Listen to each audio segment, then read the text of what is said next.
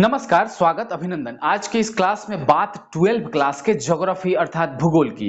12th class का भूगोल का पहला बुक मानव भूगोल के मूलभूत सिद्धांत मैं अभी पढ़ा रहा हूं और इस मानव भूगोल के मूलभूत सिद्धांत बुक का तीसरा एक्सरसाइज मैं आज आपको बताऊंगा। तीसरे एक्सरसाइज जिसका नाम है जनसंख्या संगठन, पॉपुलेशन कंपोजिशन। सबसे पहले इस शब्द को समझिए। बहुत सारे लोगों को कंफ्यूजन, संगठन, जनसंख्या संगठन मतलब ही नहीं पता है। खैर, जनसंख्या संगठन से मेरा अभिप्राय जनसंख्या को अलग अलग आधारों पर बांटकर पढ़ना, समझना और उसके अंतर को टटोलना है या समझना है।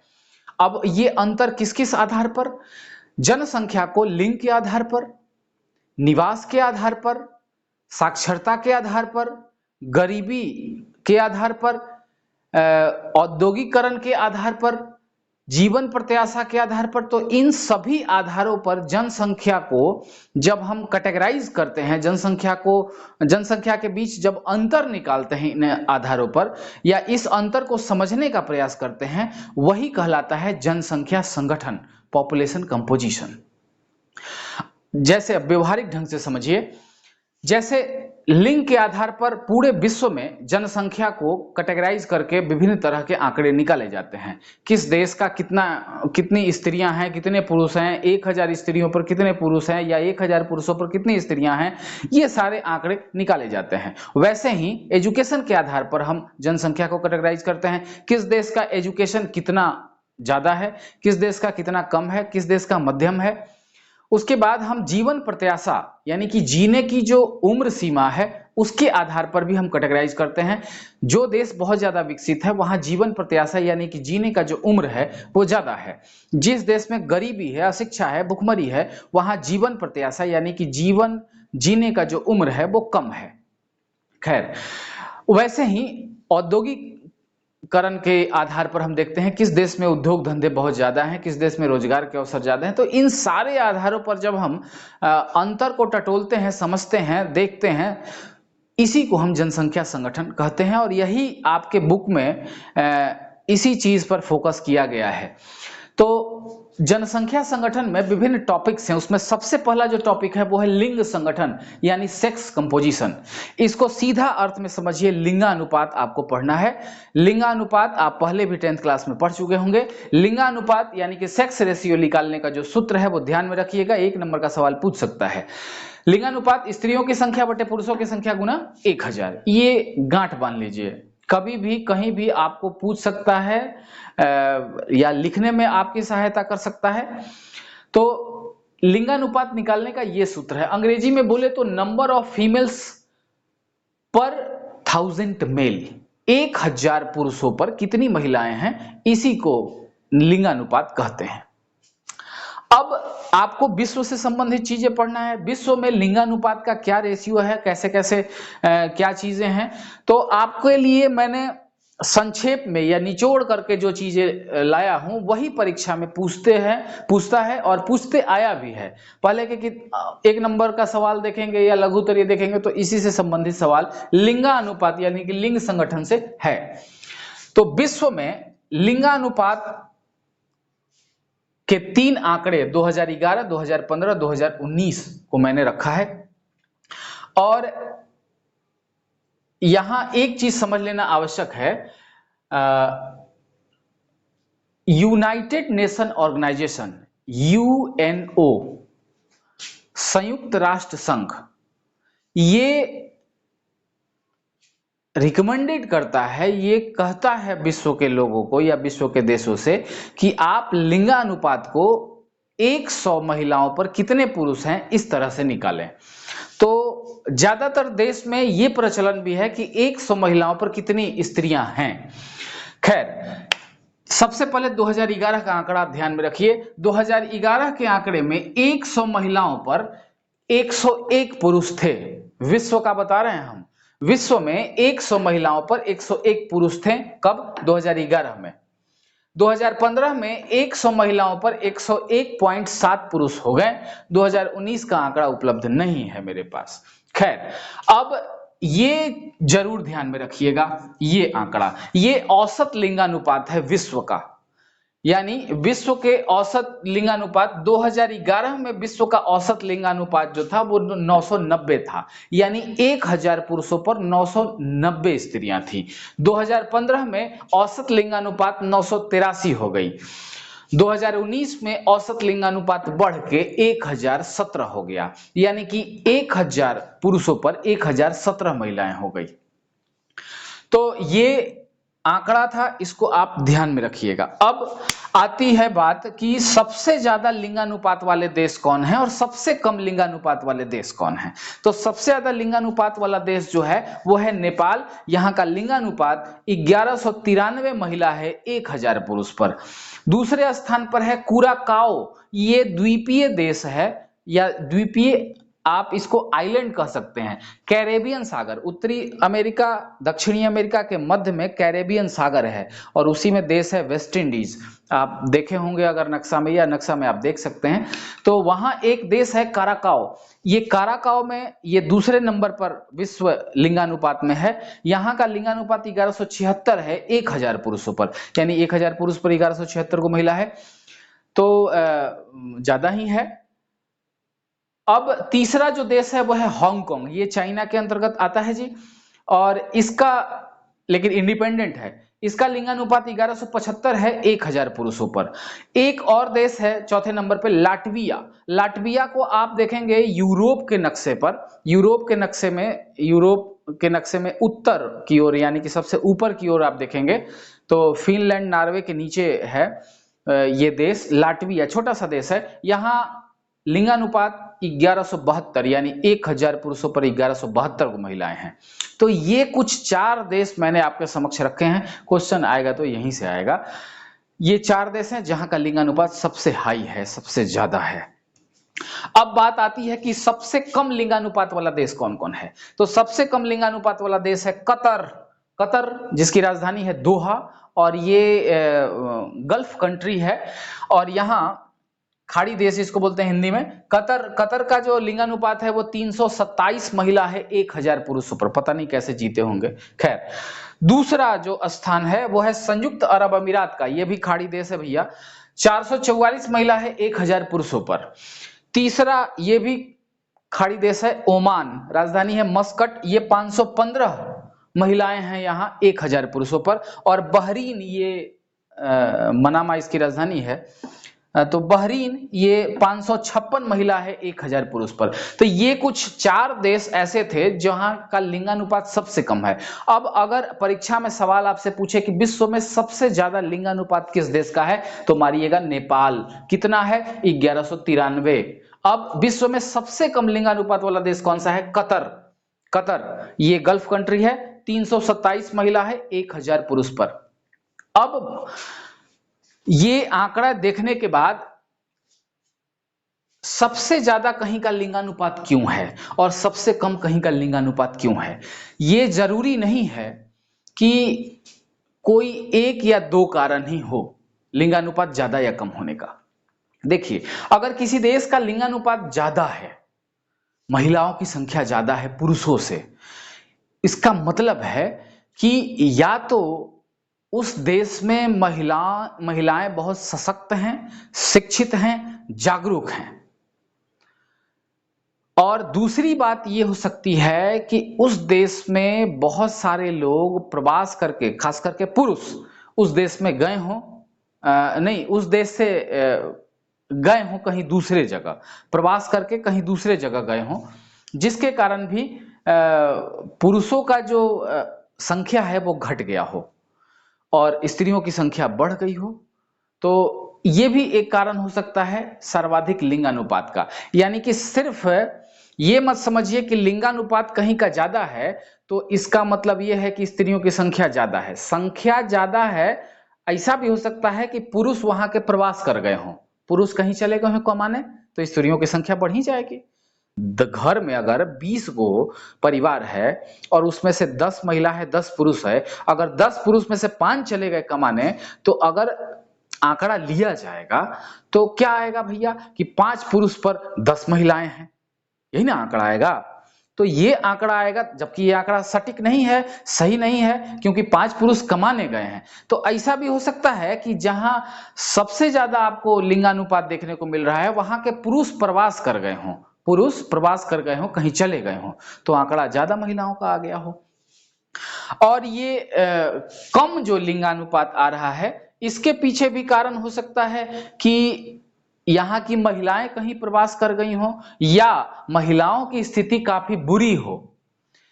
बुरी इन द सेंस कि पेट में ही लड़कियों को, जिसको हम भ्रूण हत्या कहते हैं, जान के बूझ के मार दिया जा रहा हो, या लड़कियों का एजुकेशन बहुत अच्छा नहीं हो, या जो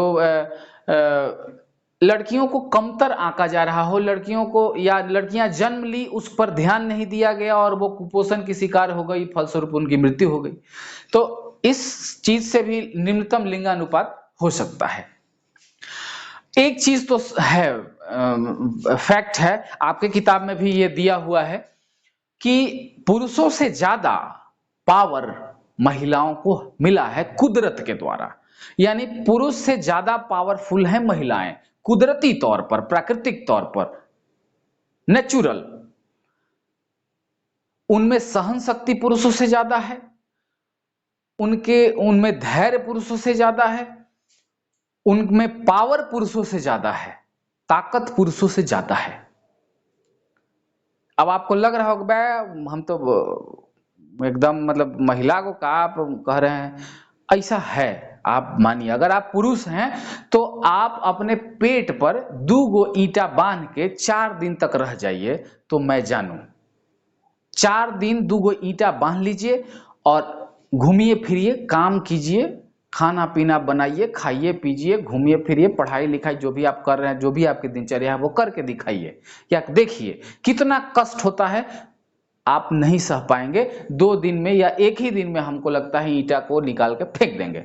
आज सोचिए, महिलाएं 9 महीने गर्भ में अपने बच्चे को रखती हैं, उसके साथ साथ सारे कार्य करती हैं। तो ये जो सहन शक्ति है, ये जो पावर है, ये कुदरत ने उन्हें एक्स्ट्रा दिया है। तो महिलाओं को अगर गर्भ में न मारा जाए, या महिलाओं को कुपोषण के शिकार बना के न मार दिया जाए, या महिलाओं को कमतर न आंका जाए, महिलाओं को सारा सुविधा पुरुषों जैसा ही मिले, पुरुषों जैसी मानसिकता के साथ लोग उनको देखें समझें, तो महिलाएं हर क्षेत्र में पुरुष से आगे निकल जाएंगी। ये मैं पुरुष होने के बावजूद भी कह रहा हूं। ठीक है, इसका स्क्रीनशॉट ले लीजिए, अगले टॉपिक की ओर बढ़ते हैं हम। अगला टॉपिक जो है वो है आयु संरचना। आयु संरचना यानी एज स्ट्रक्चर। यहां से बस 1 नंबर का सवाल पूछा है परीक्षा में, और आने वाले समय में भी वहीं से सवाल पूछेगा। आपको ध्यान में रखना है, आयु के अनुसार 3 तरह के आयु को हम बांट के देखते हैं। आपकी किताब में भी है बाल आयु, यानी कि बाल्य आयु जो, या बाल्यावस्था जो है, या बाल जो आयु है वो 0 से 14 वर्ष है। ये जो बाल्य आयु है, या बालक जो है 0 से 14 वर्ष वाला जो है, वो एक्टिव नहीं है। Active in the sense productive संसाधन नहीं है। ये प्रोडक्शन नहीं करेगा, ये उत्पाद नहीं देगा, देश के विकास में बहुत ज्यादा योगदान नहीं देगा। क्यों? क्योंकि ये योगदान देने की तैयारी कर रहा है, पढ़ाई लिखाई कर रहा है, बड़ा हो रहा है। तो ये खाऊ जनसंख्या है। खाऊ, खाऊ समझते हैं? बस खाएगा, घूमेगा, खेलेगा, पढ़ेगा, लिखेगा, यही काम करेगा। तो ये थोड़ा सा कम देश के विकास में इसका योगदान है। अब प्रौढ़ जो जनसंख्या है, दूसरा जो आयु का कैटेगरी है वो है प्रौढ़, एडल्ट जिसको आप कहते हैं। ये 15 से 59 वर्ष के बीच का लोग प्रौढ़ में आता है। तो 15 से 59 वर्ष के लोग जो प्रौढ़ में आते हैं, ये बहुत प्रोडक्टिव होते हैं, बहुत ज्यादा कार्यशील होते हैं, कार्य बहुत ज्यादा करते हैं, और देश के विकास में बहुत ज्यादा सहयोग करते हैं। तो ये जो कैटेगरी है प्रौढ़ आयु वाली, 15 से 59 साल के बीच के जो लोग हैं इनको कार्यशील जनसंख्या कहा जाता है। एक्टिव पॉपुलेशन है ये कार्यशील जनसंख्या है। और यही परीक्षा में सवाल पूछता है कि कार्यशील जनसंख्या की आयु कितने या कार्यशील जनसंख्या किस आयु वर्ग में आता है, तो 15 से 59 वर्ष, या कार्यशील जनसंख्या का उम्र क्या है, तो 15 से 59 वर्ष। तो इस तरह से क्वेश्चन यहां से आते हैं। वृद्ध जो है वो 60 वर्ष से ऊपर है, ये भी खाऊ ही है, बैठ के खाएंगे, चबाएंगे, जाएंगे, आएंगे, यही काम करेंगे बस ही। तो ये दो जो बाल आयु और वृद्ध आयु जो है ये बहुत ज्यादा देश के विकास में योगदान नहीं देते हैं, और ये इनका ये मेन प्रोडक्टिव नहीं है, ये कार्यशील नहीं है बहुत ज्यादा। कार्यशील कौन है, तो प्रौढ़ हैं, इनकी उम्र जो है आपको याद रखनी है 15 से 59 साल, और यही कार्यशील जनसंख्या है। इसका स्क्रीनशॉट ले लीजिए। अगला जो टॉपिक है वो बहुत महत्वपूर्ण है, जनसंख्या पिरामिड। जनसंख्या पिरामिड यहां से दीर्घ उत्तरीय प्रश्न वगैरह हमेशा पूछता है और बहुत क्रिटिकल चीज भी है। जनसंख्या में आयु लिंग संरचना को प्रदर्शित करने वाले पिरामिड को हम आयु लिंग पिरामिड कहते हैं। आप पिरामिड समझते हैं? मिस्र का पिरामिड का नाम सुने हैं? 7 अजूबा में, विश्व के 7 अजूबा में एक अजूबा है मिस्र का पिरामिड। मिस्र के पिरामिड ऐसे त्रिभुज के आकार का होता है, नीचे से ऐसे डंडा लगा हुआ, मतलब डंडा नहीं लगा हुआ, नीचे से इस तरह से त्रिभुज के आकार का ये पिरामिड होता है।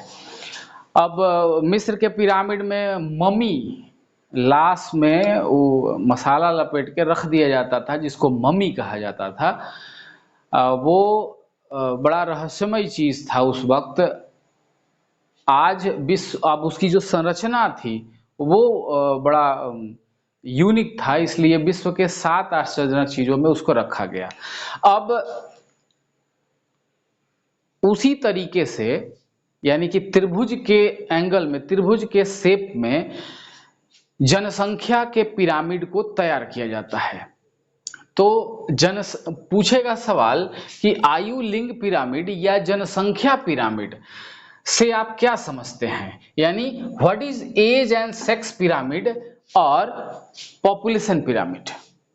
तो आप लिखेंगे कैसे कि जनसंख्या पिरामिड एक ऐसा पिरामिड है जिसमें आयु लिंग संबंधी संरचना को दिखाया जाता है।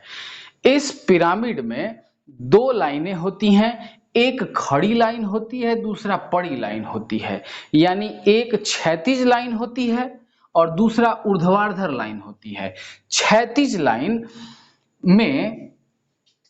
लाइन जनसंख्या के प्रतिशत को व्यक्त करता है और इस लाइन के बाईं ओर महिलाओं को प्रदर्शित किया जाता है, जबकि दाईं ओर पुरुषों को प्रदर्शित किया जाता है।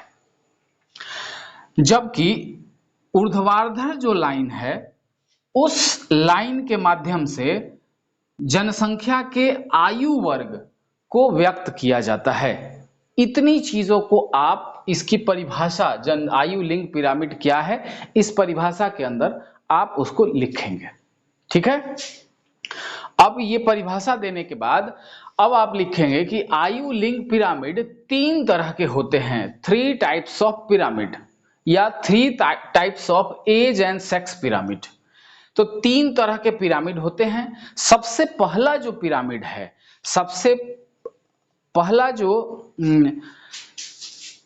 पिरामिड बन रहा है उसका नाम है विस्तारित जनसंख्या पिरामिड। एक और नाम से इसको हम जानते हैं विकासशील पिरामिड। इंग्लिश में इसको एक्सपेंडिंग पॉपुलेशन पिरामिड कहा जाता है, या विकासशील को आप प्रोग्रेसिव पिरामिड भी लिख सकते हैं। तो सबसे पहला 3 पिरामिड हैं आपको पढ़ने। 3 पिरामिड में से पहला पिरामिड मैं बता रहा हूं, विस्तारित जनसंख्या पिरामिड। इसको विकासशील पिरामिड भी कहते हैं। अब ये पिरामिड ज्यादातर बांग्लादेश, नाइजीरिया, मैक्सिको जैसे अविकसित या विकासशील देश के लिए बनाया जाता है, या इस तरह के पिरामिड का शेप जो है वो कम विकसित अविकसित देशों के लिए बनाया जाता है। अब इस पिरामिड को समझें कैसे, तो इस पिरामिड का मैंने विशेषता लिख दिया है, इसको आप ध्यान पूर्वक समझ लें। सबसे पहले विस्तारित जनसंख्या पिरामिड का आकार जो है वो त्रिभुज के आकार का होता है। कैसा आकार का? त्रिभुज के आकार का होगा। अब ये जरा देखिए शेप, ये जो शेप है ये त्रिभुज के आकार का है, ये इस तरह का शेप। तो वो विस्तारित जनसंख्या पिरामिड है, उसको आप पिक्चर में भी देख लीजिए। विस्तारित जनसंख्या पिरामिड का जो आकार है वो त्रिभुज के आकार का होता है, और ये पिरामिड अल्प विकसित देशों के लिए बनाया जाता है, या अल्प विकसित देशों का पिरामिड इसी तरह का बनता है। ठीक है, इसका आधार जो है वो चौड़ा होगा और शीर्ष जो है वो पतला होगा। आधार जो है वो चौड़ा होगा और शीर्ष जो है वो पतला होगा। अब ऐसा क्यों शेप ये बनता है, त्रिभुज के आकार का क्यों बनता है, आधार इसका चौड़ा क्यों होता है? तो उच्च जन्म दर के कारण निम्न आयु वर्ग में विशाल जनसंख्या होगी। अब जरा देखिए इस नीचे वाले पार्ट को, ये जो भाग है वो दर्शा रहा है कि जनसंख्या का प्रतिशत किस एज में कितना है। तो नीचे अगर भाग चौड़ा है, नीचे अगर भाग चौड़ा है या इतना चौड़ा है, ज्यादा चौड़ा है, तो समझिए कि जन्म दर ज्यादा है, उस देश का जन्म दर ज्यादा है। अगर शीर्ष पतला है, यानी कि नीचे बहुत चौड़ा है, ऊपर जाते जाते पूरा पतला हो जा रहा है, तो समझिए मृत्यु दर भी ज्यादा है। मतलब जन्म ले रहा है ज्यादा लेकिन मर भी रहा है ज्यादा। तो ये जो ऐसा जो सिचुएशन जिस देश में होगा, जन्म बहुत ज्यादा, मृत्यु भी बहुत ज्यादा, जन्मेगा भी ज्यादा, मरेगा भी ज्यादा, तो उसका पिरामिड जो बनेगा वो विस्तारित जनसंख्या पिरामिड उसका होगा। इसका आधार चौड़ा रहेगा और शीर्ष पतला, शीर्ष माने ऊपर का भाग पतला रहेगा। अब ऐसा क्यों है कि उच्च जन्म दर के कारण निम्न आयु वर्ग, अब जन्म हमने बताया आपको कि जन्म जो है जन्म दर ज्यादा रहेगा, तो जन्म लेगा बच्चा तो निम्न आयु कम आयु का रहेगा, तो कम आयु रहेगी उसकी, एक बरिस का होगा, 1.5 बरिस का होगा, 2 बरिस का होगा, तो उसका जो आधार है वो ज्यादा चौड़ा रहेगा। उच्च जन्म दर के कारण निम्न आयु वर्ग में विशाल जनसंख्या। अब देखिए ये आधार जितना चौड़ा रहेगा, मान लीजिए हैजक से लेके हैजक तक है, हैजक तक है, तो समझिए कि निम्न आयु वर्ग, छोटे बच्चों की संख्या यहां ज्यादा है, छोटे बच्चों की संख्या ज्यादा है। अब 1 से 4, 0 से 4 वर्ष है तो उसका संख्या बहुत ज्यादा है, यानी जन्म दर बहुत ज्यादा है। तो उच्च जन्म दर के कारण निम्न आयु वर्ग में विशाल जनसंख्या होगी, ठीक। और उच्च मृत्यु दर के कारण शीर्ष जो होगा वो पतला होगा, ऊपरी भाग जो है वो पतला है। अगर सोचिए अगर ऊपरी भाग भी इस तरह से चौड़ा होता, इसका मतलब क्या? इसका मतलब है कि मृत्यु दर निम्न है, कम मर रहा है, सब जन्म ज्यादा ले रहा है, मर रहा है कम, तो ऊपर भी चौड़ा होगा। लेकिन ये वाला जो पिरामिड है जिसको हम विस्तारित जनसंख्या पिरामिड कहते हैं, इस पिरामिड की विशेषताएं यही है कि ये पिरामिड अल्प विकसित देशों का होता है, जहां उच्च जन्म दर होगा, उच्च मृत्यु दर होगा। इसका जो आधार है वो चौड़ा होगा, शीर्ष जो है वो पतला होगा। समझ में आ रही बात है? आधार चौड़ा होगा, शीर्ष पतला होगा, यानी उच्च जन्म दर है, उच्च मृत्यु दर है, और त्रिभुज के आकार का इसका शेप बनेगा, अल्प विकसित देश का ही होगा। ये कुछ विशेषताएं हैं। ये आपकी परीक्षा में 1 नंबर का सवाल ऐसे पूछता है।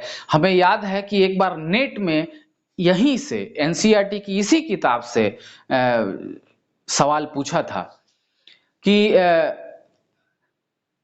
पूछा था कि उच्च जन्म दर उच्च मृत्यु दर वाला पिरामिड, आयु लिंक पिरामिड कैसा होगा। तो उच्च जन्म दर उच्च मृत्यु दर वाला आयु लिंक पिरामिड जो होगा वो त्रिभुज के आकार का होगा। अब आपसे तरह तरह से सवाल पूछ सकता है कि अल्प विकसित देशों का आयु लिंक पिरामिड किस आकार का होगा, तो त्रिभुज के आकार का होगा। या अल्प विकसित देशों के पिरामिड का आधार होता है, कैसा होता है, चौड़ा होता है। अल्प विकसित देशों के आयु लिंक पिरामिड का शीर्ष होता है, 4 गो ऑप्शन दे देगा, पतला, मोटा, बहुत चौड़ा, थोड़ा चौड़ा, तो क्या होगा, पतला होगा। देखिए पतला है, ऊपर में जाके पतला हो गया। तो ये इसका विशेषता है इस तरह के पिरामिड की। और इस तरह का पिरामिड, अब हमने कहा कि अल्प विकसित देश में होगा, तो अल्प विकसित देश बांग्लादेश, नाइजीरिया, मैक्सिको, इन देशों का जो पिरामिड है वो इसी शेप का बनेगा, इसी त्रिभुजाकार होगा, आधार बड़ी चौड़ा होगा, शीर्ष जो है पतला होगा। तो अल्प विकसित देश जो भी हैं उनका पिरामिड इसी तरह का होगा। इसका स्क्रीनशॉट ले लीजिए। अगले आयु लिंक पिरामिड की ओर हम बढ़ते हैं। दूसरा जो आयु लिंक पिरामिड है उसका नाम है स्थिर जनसंख्या पिरामिड, यानी कांस्टेंट पॉपुलेशन पिरामिड। स्थिर जनसंख्या पिरामिड ये खास करके विकसित देशों का पिरामिड है, यानी विकसित देशों में इस तरह के पिरामिड बनते हैं। विकसित देशों के आयु लिंग संरचना का जब अध्ययन करके पिरामिड बनाया जाता है तो इस तरह के पिरामिड, स्थिर जनसंख्या पिरामिड देखने को मिलते हैं। अब इस पिरामिड की खासियत क्या है, तो सबसे पहला जो खासियत है वो है कि विकसित देशों का यह पिरामिड है, यानी जब भी विकसित देश का पिरामिड बनेगा तो वो स्थिर जनसंख्या पिरामिड बनेगा। वो चाहे अमेरिका का बने, इंग्लैंड का बने, फ्रांस का बने या ऑस्ट्रेलिया का बने, तो ये सब विकसित जो कंट्री हैं, विकसित जो देश हैं, वहां स्थिर जनसंख्या पिरामिड देखने को मिलेगा। अब पहला तो विशेषता हो गया विकसित देश का ये बनेगा। दूसरा जो विशेषता है वो है कि इस पिरामिड में या इस तरह के पिरामिड में जन्म दर मृत्यु दर दोनों बराबर होंगे, यानी जितना जन्म होगा उतना ही मृत्यु होगा। फलस्वरूप स्थिर जनसंख्या वृद्धि देखने को मिलेगी।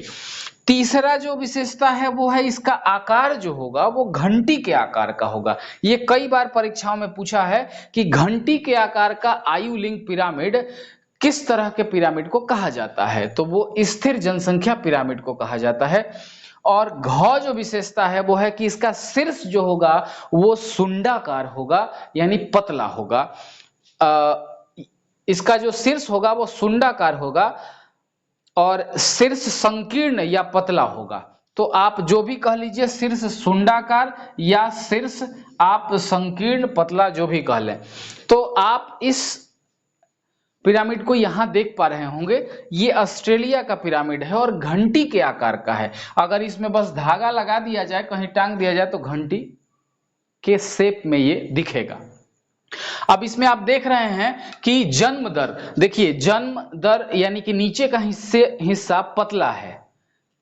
पतला है, यानी जन्म कम हो रहा है और वही लोग जिंदा रह रहे हैं बहुत लंबे समय तक, और फिर ऊपर जाके धीरे धीरे पतला हुआ है, यानी कि नीचे का चौड़ाई और ऊपर के चौड़ाई में बहुत ज्यादा अंतर देखने को नहीं मिलेगा। इसका मतलब है कि जन्म दर ज्यादा है, जन्म दर कम है और मृत्यु दर भी कम है। तो विकसित देशों में यही होता है, जन्म दर कम रहता है, लोग बच्चे पैदा कम करते हैं क्योंकि वो पढ़े लिखे हैं, विकसित हैं और उनको पता है कि जनसंख्या बढ़ेगी तो स्थिति क्या होगी। तो ये ऐसे विकसित देश जनसंख्या को कम पैदा करते हैं, यानी कि जन्म दर वहां कम देखने को मिलता है और साथ ही मृत्यु दर भी कम होता है, क्योंकि विकसित देश है तो मेडिकल सुविधा बहुत अच्छा है। डॉक्टरी सुविधा जो कहते हैं, मेडिकल सुविधा, वो बहुत अच्छा है, फैसिलिटीज मेडिकल की बहुत अच्छी है, इस कारण मृत्यु बहुत कम होता है। असाध्य रोग जब हो गया तभी मृत्यु है, नहीं तो छोटा मोटा जो रोग है उसमें बचाव कर लिया जाता है। तो जन्म दर और मृत्यु दर दोनों कम मिलता है इस तरह के स्थिर जनसंख्या पिरामिड में। और इसका आकार घंटी के आकार का होगा, ऊपर का सिरा सुंडाकार टाइप का होगा। अच्छा, सुंडाकार का मतलब आप एकदम पतला नहीं समझ लें, एकदम संकीर्ण या पतला एकदम नहीं समझ लें। सुंडाकार मतलब सूंड के आकार का, यानी कि थोड़ा सा मोटाई लिए हुए होगा, चौड़ाई थोड़ा सा रहेगा इसका, एकदम पतला नहीं जाएगा। इसके पहले वाले पिरामिड में आपने देखा था ऊपर जाके एकदम पतला था, इसमें बिल्कुल पतला नहीं होगा। तो सुंडाकार शीर्ष। तो अब ये विशेषताएं जब भी आपको पूछे तो आप स्थिर जनसंख्या पिरामिड ही मारिएगा। तो कहेगा कि विकसित देशों का आयु लिंक पिरामिड किस तरह का होता है, तो स्थिर जनसंख्या पिरामिड। विकसित देशों में पिरामिड किस तरह के देखने को मिलते हैं, 3 गो ऑप्शन रहेगा या 4 गो ऑप्शन रहेगा, 3 ऑप्शन और एगो दे देगा, इनमें से कोई नहीं, और ये तीनों में से तीनों पिरामिड का नाम दे देगा। स्थिर जनसंख्या पिरामिड पे आप टिक लगाइएगा। कहेगा कि किस आयु लिंग पिरामिड में जन्म दर और मृत्यु दर दोनों बराबर होते हैं, तो वो स्थिर जनसंख्या पिरामिड में। घंटी के आकार का कौन पिरामिड होता है, स्थिर जनसंख्या पिरामिड। सुंडा शीर्ष सुंडाकार किस पिरामिड का होता है, तो स्थिर जनसंख्या पिरामिड का होता है। और जितने भी विकसित देश हैं उसमें ये पिरामिड पाया जाएगा। तो ये हल्का सा शेप है, बाद साथ में पिक्चर भी मैं दिखा रहा हूं आपको। चलिए इसका स्क्रीनशॉट आप लीजिए, इसके बाद लास्ट जो है पिरामिड उसको मैं बताऊंगा। देखिए, ह्रासमान जनसंख्या पिरामिड, यह तीसरा पिरामिड है। यही 3 पिरामिड आपको पढ़ना है। ये तीसरा पिरामिड ह्रासमान जनसंख्या पिरामिड, जिसको इंग्लिश में डिक्लाइनिंग पॉपुलेशन पिरामिड बोलते हैं।